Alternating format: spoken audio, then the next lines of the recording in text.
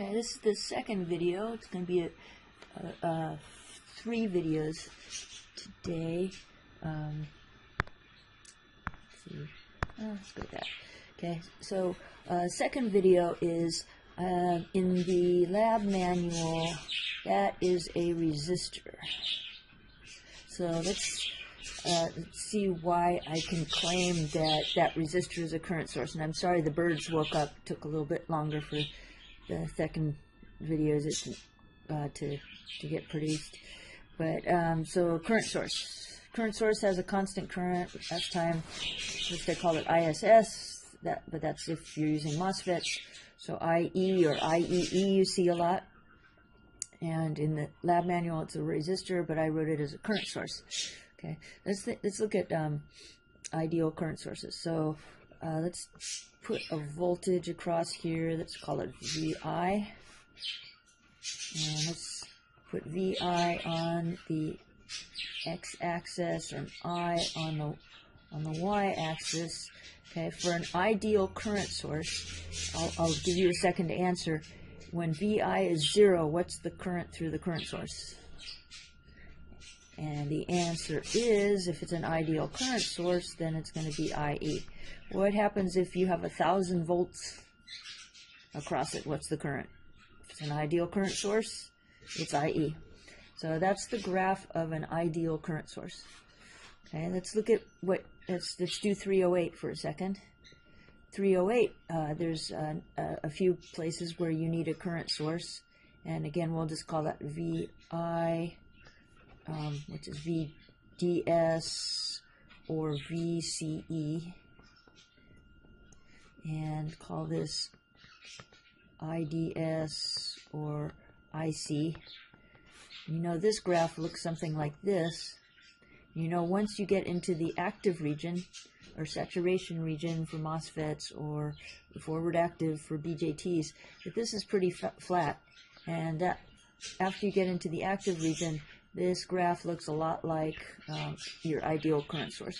So one trick is, instead of an ideal current source, is just to make a MOSFET or a BJT and make sure it is in the active region, and then it'll have a pretty flat current curve.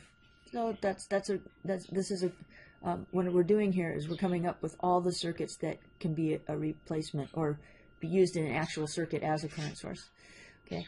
Now my claim is that resistors, a resistor, and we'll call this R big, also behaves a lot like a current source. So if you notice on these current sources, the one common characteristic of them is that when the voltage across them changes, the current doesn't change much. So let's look at a big resistor. So you know V equals IR. And another way that you can write this is delta V equals R times delta I. So if you change the current a certain amount, the voltage changes a certain amount. And if you don't believe that, let's do V1, I1, and then you have V2, I2R. If you subtract the two, then you get V1 minus V2 equals, if you factor out the R, you get R I1 minus I2, which is basically delta V equals I delta I, R delta I. Okay, so again, for these current sources over here, for the ideal current source and for the MOSFET or BJT in the active region, what you notice is when you change the voltage, the current doesn't change much. So here's my question: do I want if R is really big? So if R is gigantic, R is really big, when I change the voltage, how much does the current change? Okay. So if R is really big, when I change the voltage, how much does the current change? And I guess writing it like this is probably clear. If R is gigantic, when I change V, how much does the current change? And the answer is not much. And that is the characteristic that makes a current source. So when I change the voltage across it, the current doesn't change much. That is a current source, and that's what's used in the lab. They use, let's see, I didn't write down the size of the resistor here, but the bigger the so you can erase this and put a resistor in there.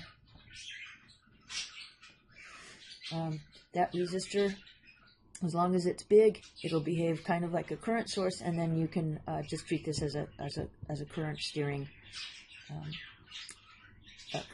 circuit and treat this as a current source.